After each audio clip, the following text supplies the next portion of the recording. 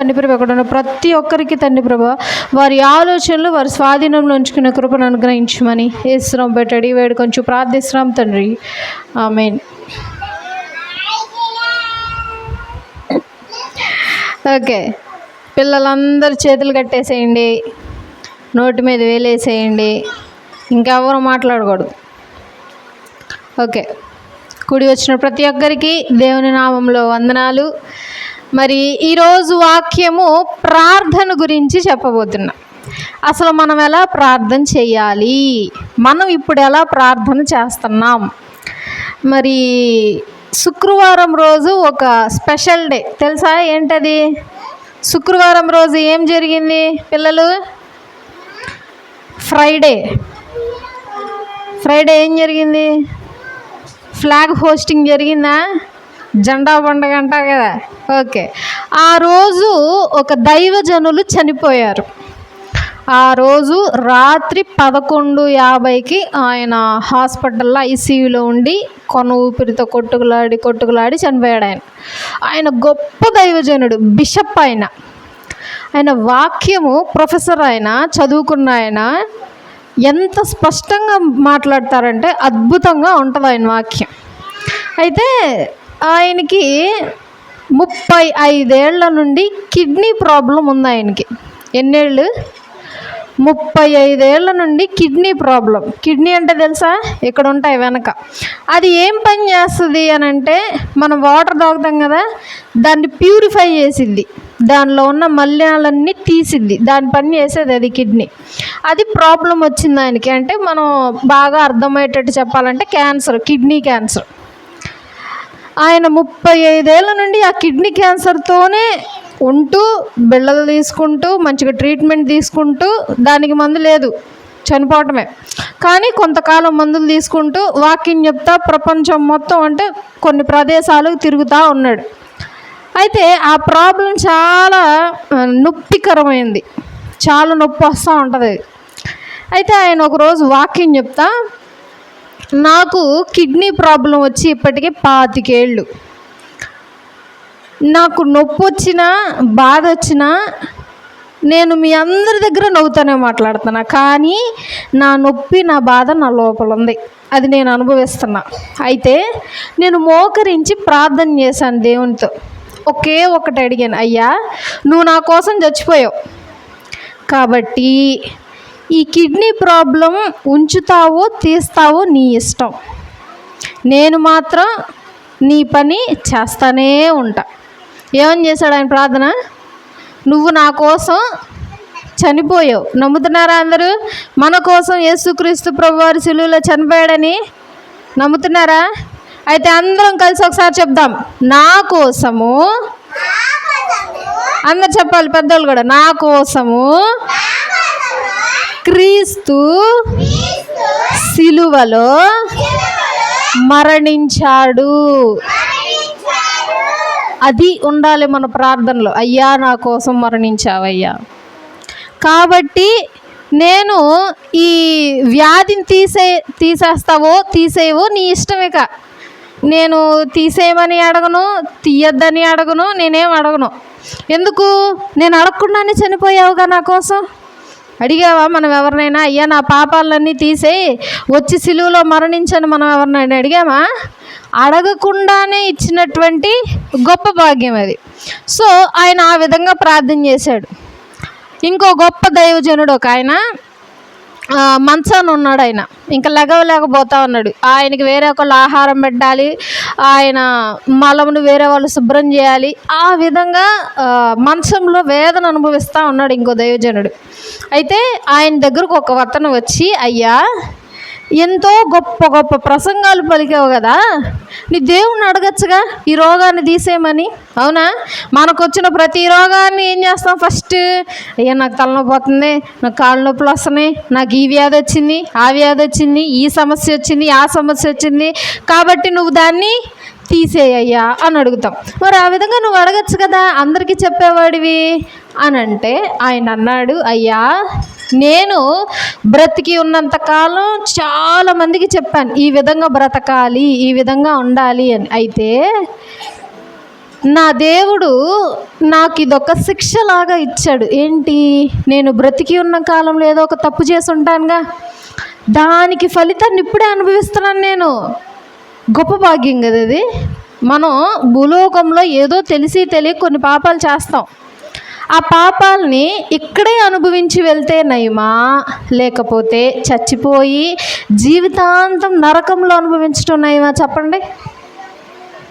ఇక్కడ అనుభవించడం నయమా, నరకంలో అనుభవించడం నయమా? ఇక్కడ అనుభవించటమే నయం. ఎందుకు? కొంతకాలమే. అదే నరకంలో అయితే యుగాలు కాలుతానే ఉంటారు. ఇక దానికి టైం ఎండింగ్ ఉండదు, పొడిగిస్తానే ఉంటాడు దేవుడు ఆ శిక్షను అని అన్నాడు ఆ దైవజనుడు. ఇలా చాలామంది దైవజనులు ప్రార్థన ఎలా చేస్తారో తెలుసా? నాకు ఇది తీసేయి అని అడగరు, నీకిష్టమైతే తీయి అని అడుగుతారు. ఏమని అడగాలి ప్రార్థనలో? నాకు ఇది తీసేయి అని అడగకూడదు. ఏమని అడగాల? నీకు ఇష్టమైతే నాకు ఇది తీసేయి. ఎందుకు అడగాలట? ఆయన దేవుడు, ఆయన అన్నీ అడగాలి కదా మనము.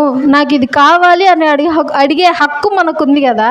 మరి అప్పుడు ఆయన ఇష్ట ప్రకారంగా ఎందుకు చెయ్యాలి అని అంటే, మనం అడగకుండానే ఆయన ప్రాణం ఇచ్చాడు, మనం అడగకుండానే పరలోకాన్ని ఇచ్చాడు ఫ్రీగా. ప్రపంచంలో ఫ్రీగా ఏమైనా దొరికిద్దా? కనీసం మంచినీళ్ళు దొరుకుతాయా ఫ్రీగా? మంచినీళ్ళు ఎంత? మంచినీళ్ళు బాటిల్ 10 రూపాయలు వేసుకోండి, అవునా? ప్రపంచంలో ఫ్రీగా మంచినీళ్ళే దొరకంది. పరలోకము యుగాలు మనము హ్యాపీగా బతికేటువంటి ప్రాంతము ఫ్రీగా ఇచ్చేసాడు దేవుడు మనకి. ఎటువంటి ఖర్చు లేకుండా, ఎటువంటి కష్టము పడకుండా. ఇదిగో నేను నీకు పరలోకాన్ని ఇచ్చాను కదా, ఎట్టుండు అని అన్నాడు దేవుడు. అంతే. ఏం చేయాలి? ఆయన చెప్పినట్టు వింటే చాలు, ఇంకా ఆయన ఇంకేం కోరుకోవట్లా. సో ఈ విధంగా భక్తుల ప్రార్థనలు ఉన్నాయి. అయితే బైబిల్లో ఇంకొక భక్తుడు ఒక విధంగా ప్రార్థన చేశాడు. ఆయన ఒకసారి చదువుతాను, చూడండి. ఆదికాండము 28వ అధ్యాయము 20వ వచనం. ఆదికాండము 28వ అధ్యాయము 20వ వచనం.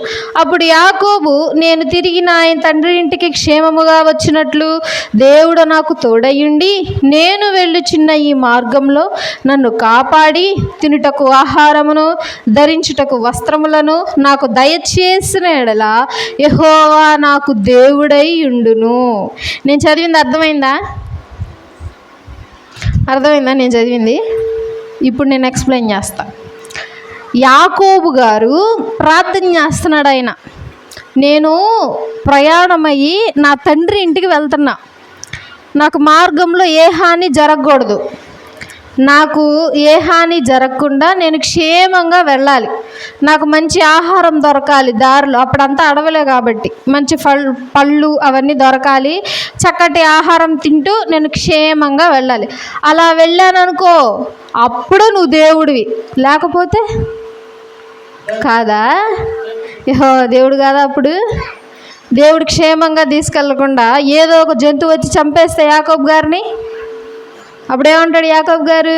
నువ్వు దేవుడు కాదంటాడు. అంతేనా? ఆయన ప్రార్థన అలా చేస్తున్నాడు. ఇప్పుడు మనం కూడా అలాగే చేస్తున్నాం ప్రార్థన. అయ్యా ఇదిగా నువ్వు చేసావు అనుకో, నేను నీకు ఇది ఇస్తా. ఇదే మన ప్రార్థన. మనం చేసే ప్రార్థన ఎలా ఉంటుంది?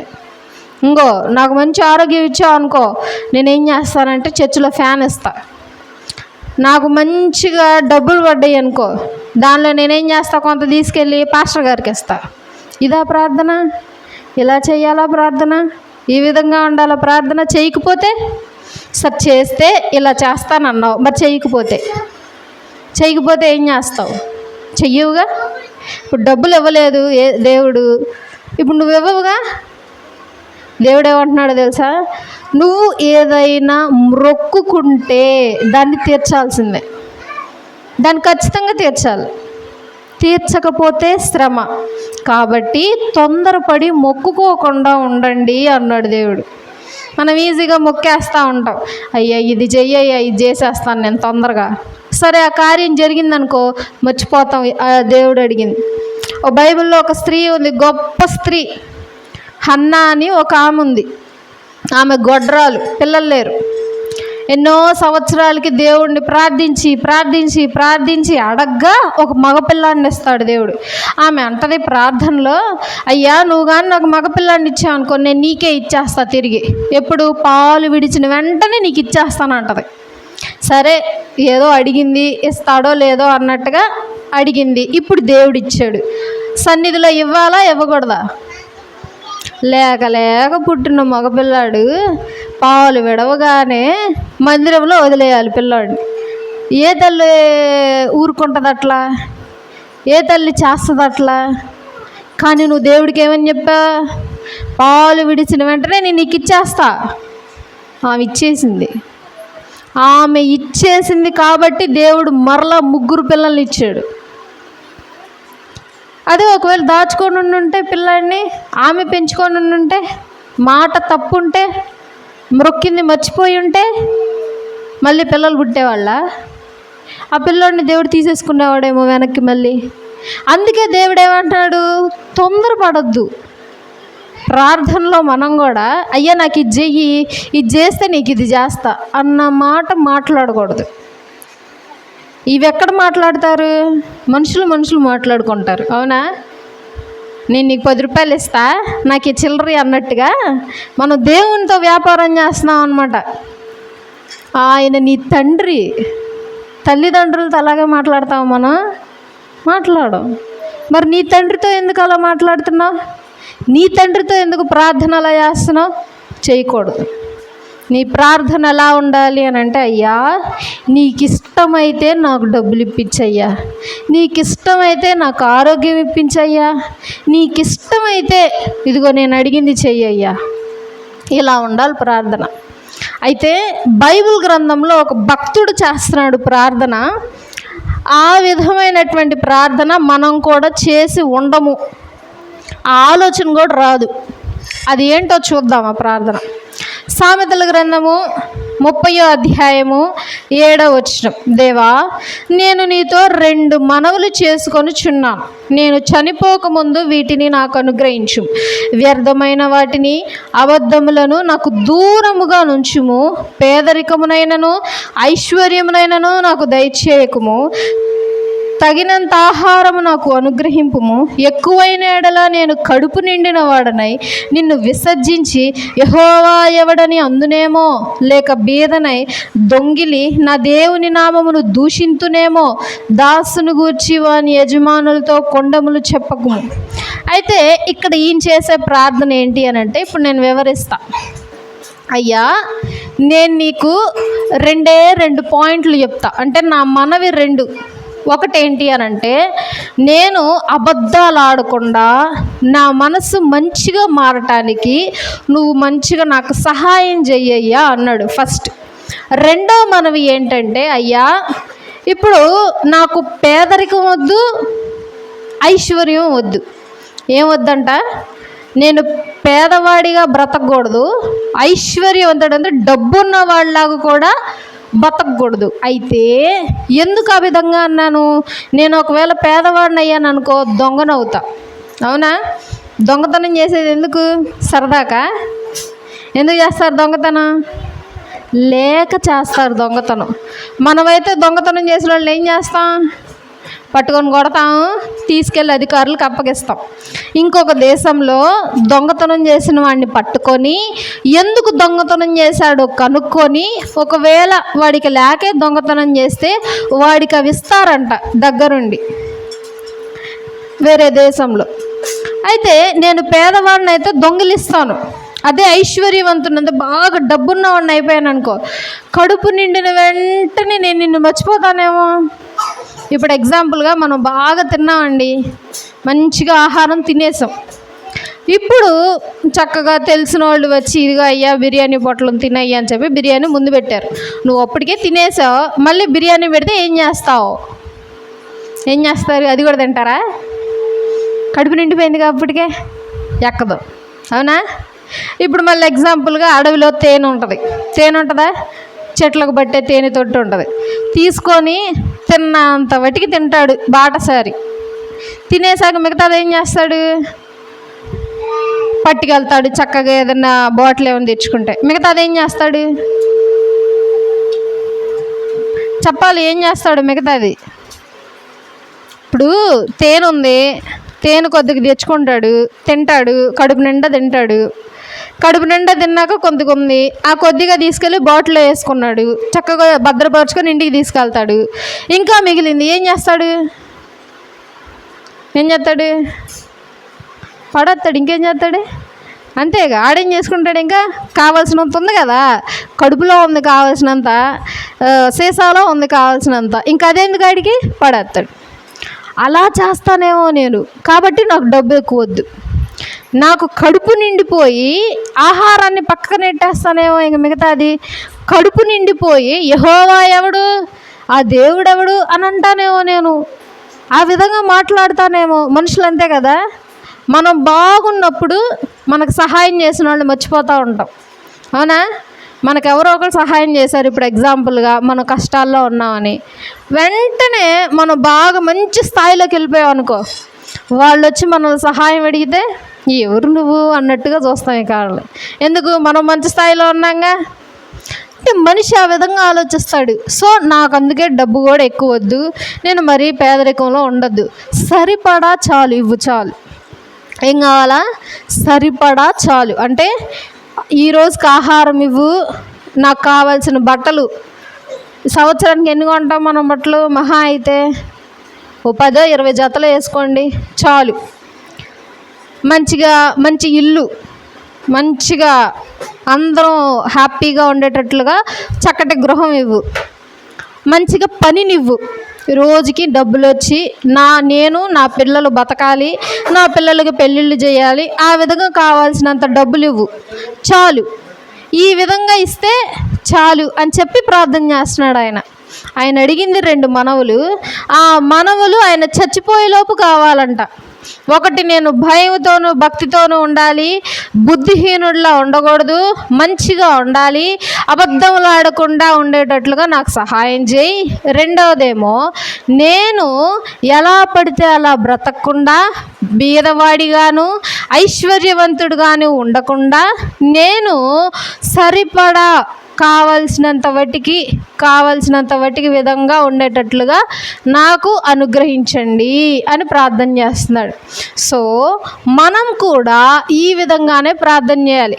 మా సండే స్కూల్ పిల్లలు ఉంటారు వేరే ఊర్లో, వాళ్ళని ప్రార్థన చేయమంటే యేసయ్యా నాకు కారు ఇవ్వేసయ్యా, బంగ్లా ఇవ్వేసయ్యా, ఇదే చేస్తున్నారు ప్రార్థన. వాళ్ళ అమ్మ నాన్న నేర్పించారు అట్లా ప్రార్థన చేయమని.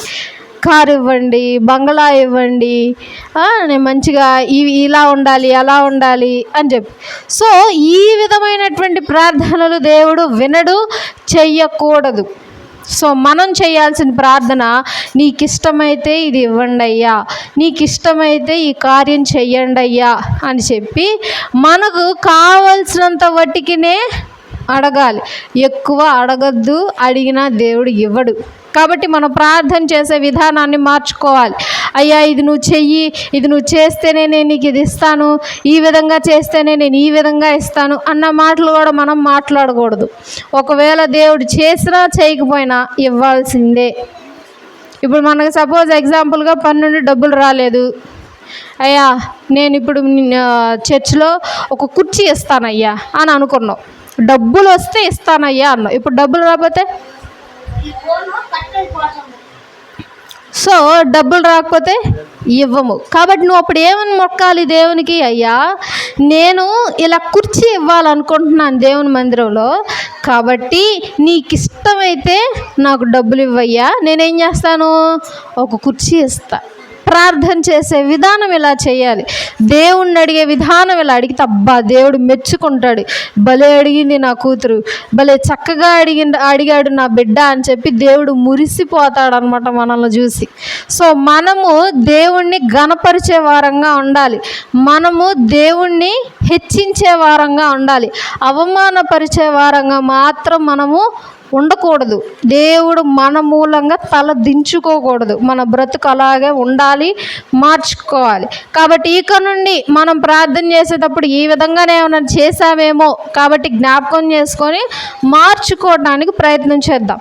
అందరు తలలు వంచి కళ్ళు మూసుకున్నట్లయితే ప్రార్థన చేసుకుందాం. అందరు కళ్ళు మూయాలి, చిన్నపిల్లలు మోకరించాలి, సండే స్కూల్ పిల్లలు మోకరించాలి. స్తోత్రం స్తోత్రం స్తోత్రం స్తోత్రం నాయన, స్తోత్రం ప్రభువా, స్తోత్రం నాయన. ఆది సంభూతుడా నీకే స్తోత్రం ప్రభువా, స్తోత్రం నాయన. సృష్టికర్త నీకే స్తోత్రం ప్రభువా. ఈరోజు మేము విన్నటువంటి వాక్య భాగమును బట్టి మీ కృతజ్ఞతలు నా తండ్రి.